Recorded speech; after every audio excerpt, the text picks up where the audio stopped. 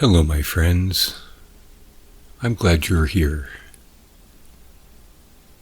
What happens when we blink? The long answer is pretty obvious. We blink to clean our eyes, to keep them moist. But we also blink to allow our brains to process incoming images and stimulate our retinas. In the flash of time it takes to blink, our brains also do a momentary reset in an attempt to allow mental information to form and be considered.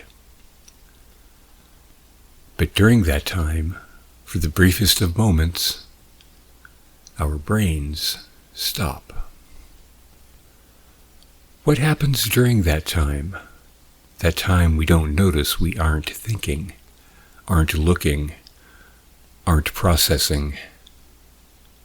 The short answer is everything. Close your eyes and enter the Blinkspace.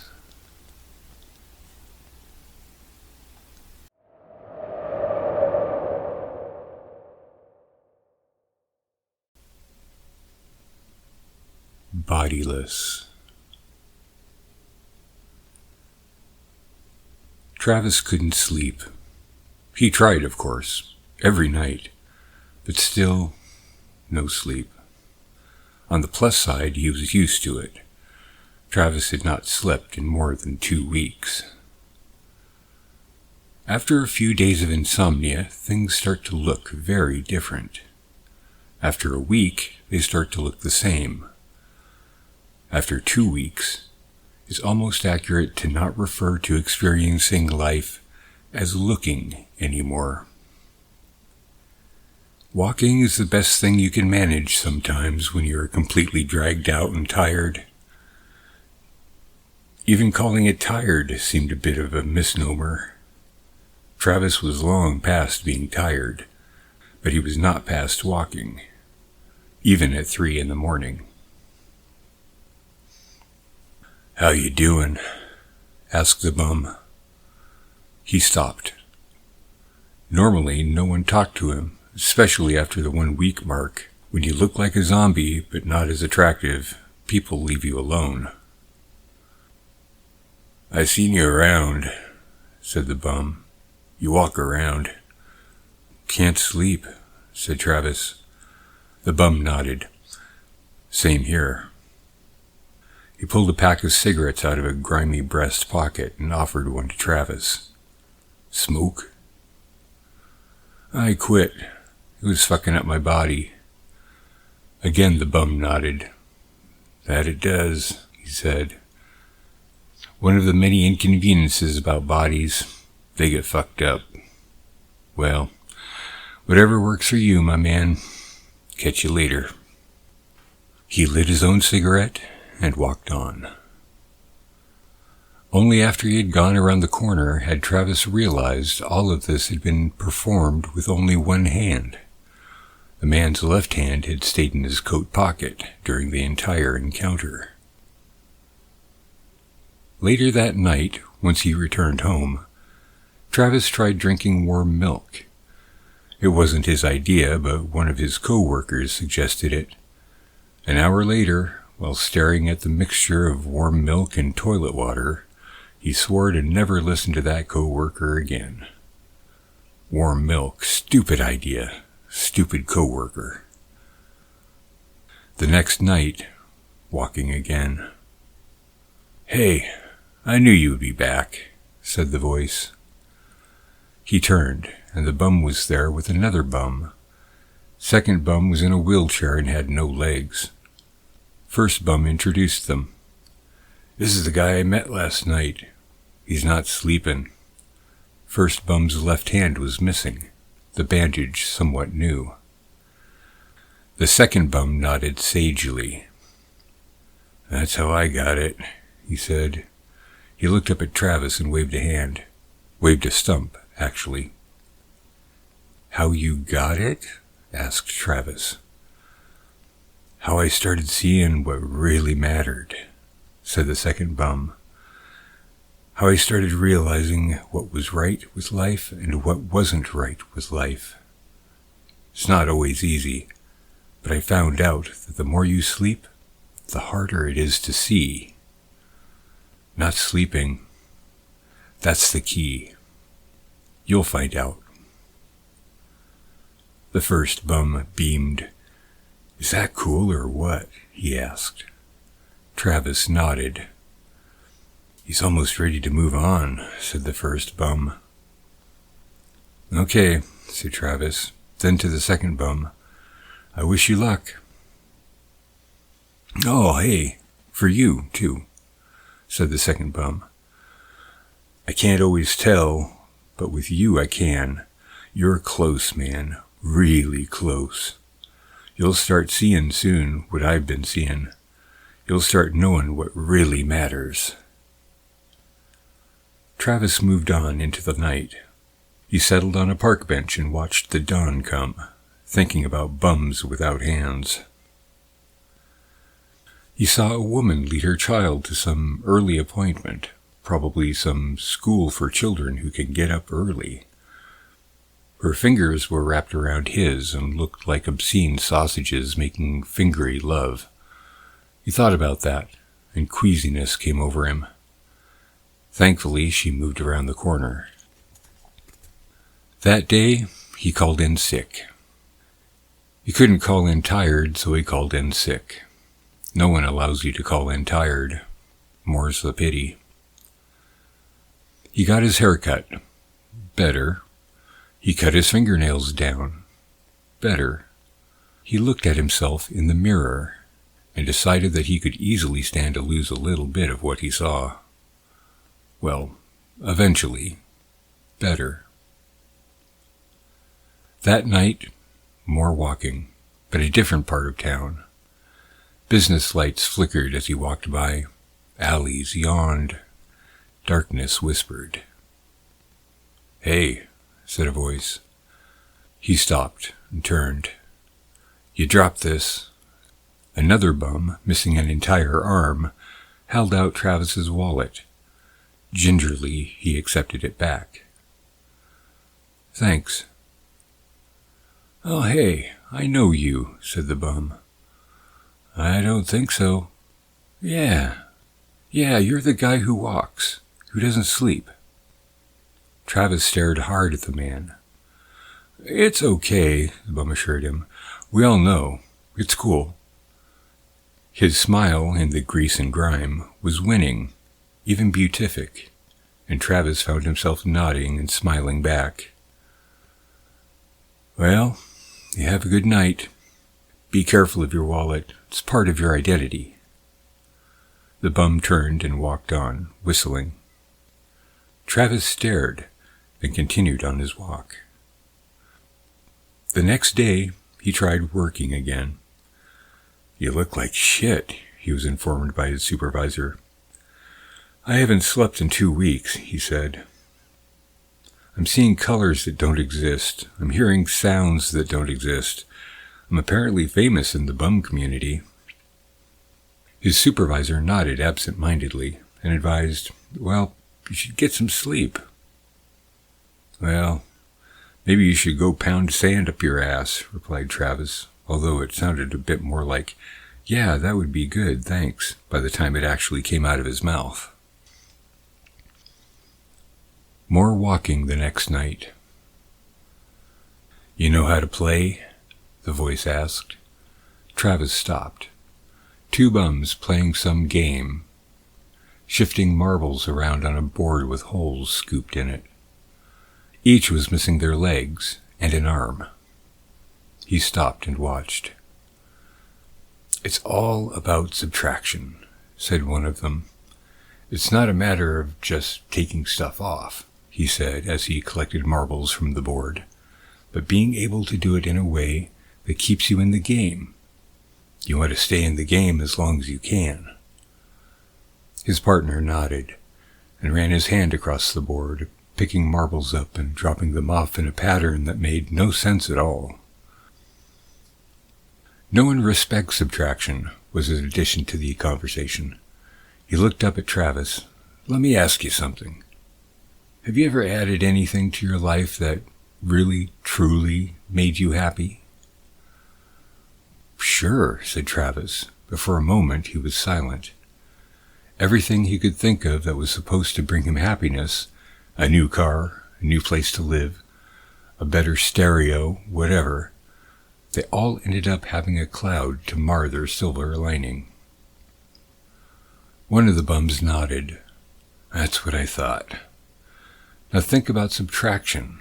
What has been good to lose lately? My hair? Yeah, good one, said the bum. Easy one, though. My nails. Some weight, I guess. Sure, said the other bum. I read you on that. But there's been a big one, said the first bum. What have you lost lately? The answer came absurdly fast to Travis. Sleep. Both bums nodded. I'll bet you've been seeing some things, huh? You know it, replied Travis. Subtraction, said the other bum. The first bum made another play, rearranged the marbles on the board. I think you might find, he said almost absent-mindedly, that in some cases, more of a good thing is even better. The other bum glanced up. Are you sure that's a good thing to say? The first bum shrugged. I don't think it's ever a bad thing to say, and I think our walking fella here is starting to see the difference between lies and truths. I think he's starting to see the beauty. They turned to Travis, a mild bit of amused expectation playing on their faces. I don't, started Travis, but then he thought more. He remembered his days and nights, his walks, the oddly beautiful things and the oddly horrific things. He remembered sausage fingers and the feeling of touching some peculiar web of happy bums. One of the bums smiled broadly. You should come back tomorrow night, he said. Downtown. It'll be great. What'll be great? Asked Travis. You'll see. Or you won't, but I'd be surprised if you didn't, said the other. The next day at work, all Travis could think about was late-night bums. Amputee bums. Hey, you're really spacey today, said a co-worker. What are you thinking about? Travis looked up, and without blinking replied, hallucinations and midnight bums with not the right number of arms and legs, inviting me to oddly comforting meetings while everyone else I know sleeps and dreams. His co-worker looked at him and said, Okay, well, maybe you should get some sleep then. Then he waved a hand. Travis looked at it. It seemed like a horrible thing, that hand, like some sort of fleshy, useless tube with fleshy tubes attached to it. The tubes wiggled.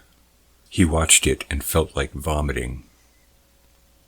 That would be a subtractive process, he thought to himself, and that would also be better. The co-worker kept talking, but suddenly Travis noticed the man's tongue, also waggling around. Air passed back and forth over his lips, and the tongue moved, and some sort of wet, wheezy, disgusting sound came out. You would be better if you had no arms, Travis said, and I think maybe your lips and tongue could be torn out, and that would be okay. But it came out sounding like, by the time he said it. He stepped out that evening and went downtown. He walked and waited, and eventually heard, Hey buddy, you made it. It was the first bum, a young man with short curly blonde hair. Travis thought he looked surprisingly angelic, except for the wheelchair which he operated with his one remaining arm. You're in a wheelchair now, he said. On my way, said the man. Come on, the others are waiting. It's going to be a great night. He rolled away, and Travis followed.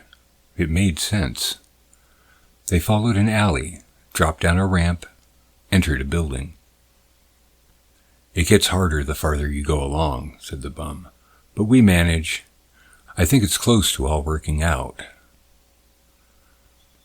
They passed a trio of dirty people, playing some sort of game with bits of broken rocks on the floor. Travis looked more closely and saw that they weren't rocks, but bones, and the people had no legs. But somehow, that too made sense. At a downward stair, the bum in front paused. I'm a little slow going down, he said, but we'll get there. The next level's where it's really happening. Expertly, he step-by-stepped his wheelchair down the stairs. It seemed miraculous he never lost control and went careening. At the bottom, they passed a couple talking softly. They were both bald and had no legs. The man was bandaged heavily around his midsection and seemed thinner. They looked up and smiled, and Travis found himself grinning back. They just seemed so happy. It was infectious. His escort leaned back after they had passed. It gets serious after this, he said. I'm happy to bring you down, but I want to make sure you're okay with it. Travis thought, but realized that he was, in fact, okay with it. The deeper they went, the happier he felt. It's always been a process of subtraction, his escort said as they went deeper. There isn't a religion that doesn't embrace it. There isn't a God that doesn't respect it. Sometimes it's symbolic, such as fasting, but in other cases, in our case, the symbolism made less sense than actually manifesting. They passed a small cluster of people, all resting against the wall on raised benches. Legs removed, most arms removed, other signs of surgery. Even medicine recognizes the fact of subtraction as an attempt to achieve perfection, he said. Another cluster of people, and Travis could hear some sort of commotion ahead. In this cluster, there were more things missing, in some cases eyes. People have a lot of trouble with the eyes until they realize how imperfect vision is, as opposed to spiritual vision. Spiritual vision is perfect. What we visualize can never be as horribly awry as what we actually see. So eventually, even vision goes. But the senses are always tricky. We're so addicted to them. The murmuring ahead grew louder and rhythmic. Travis could feel a subsonic component thrumming through him. We never expected anything to come of it, though, his escort said. We never expected the kind of enlightenment we've had, the kinds of visions we've seen, and the kinds of responses we've had. It's almost a miracle. No, not almost. It is a miracle. They turned the corner and the hall opened up into a room. The room was a series of progressively higher platforms and was covered in bodies. All were partial, missing legs, arms, eyes, ears. The higher the platform went, the less each person had. Travis stopped. His escort nudged him. It's okay, he said. New folks are encouraged to go to the top, to meet him. Travis raised an eyebrow. We trust you. He stepped between the people who had removed their flesh, who had removed their imperfect senses, who had removed their connections to a world of pain and fury and frustration. He stepped past them carefully, and noticed that each one hummed and murmured, and it was this music that filled him. He stepped to the top of the platforms, and saw before him a pile of blankets. And lying on the blankets, Travis saw him. He was hardly physical.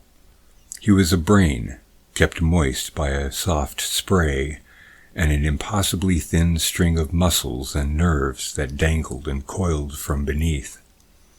He was almost entirely subtracted. And he spoke. In Travis's brain, he spoke. He said words that only Travis could understand, whispered of great vistas and scenes and abilities. He spoke of the power and the vision. He shared with Travis all the pain and all the joy of a life, and showed him how it could be placed in a context, how it could still be a memory, without twisting and contorting the flesh. He showed Travis how imperfect the flesh was. They spoke for what seemed like years, and then he brought Travis back. There was a direction now. Quietly, Travis moved back down to the floor. Only moments had passed, and he had seen more in those moments, those insomniac, prophetic moments, than most people saw in a lifetime.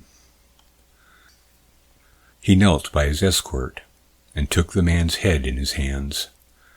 Tears streamed down his face. "Now I know," he whispered. "Kinda figured," said his angel. "He has that effect on us all." Here. From a pocket in his wheelchair he produced a brilliant reflective item, a polished scalpel. He handed it to Travis, who accepted it as his tool to move further. Its cleanliness was its consecration.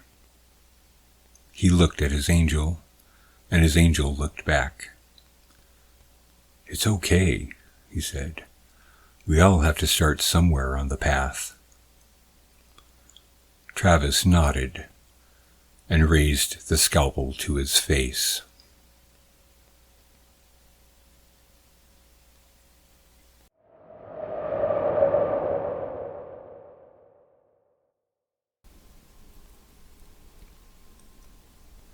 If you've enjoyed this story, many more can be found in the collection of short stories by Edward Martin III, Close Your Eyes, Tales from the Blinkspace, available at Hellbender Media at hellbendermedia.com. Also, please consider joining their Patreon at patreon.com/hellbendermedia. This story was written by Edward Martin III and recorded and edited by Andrew Wakefield, who can be found at youtube.com/@awake since 1963.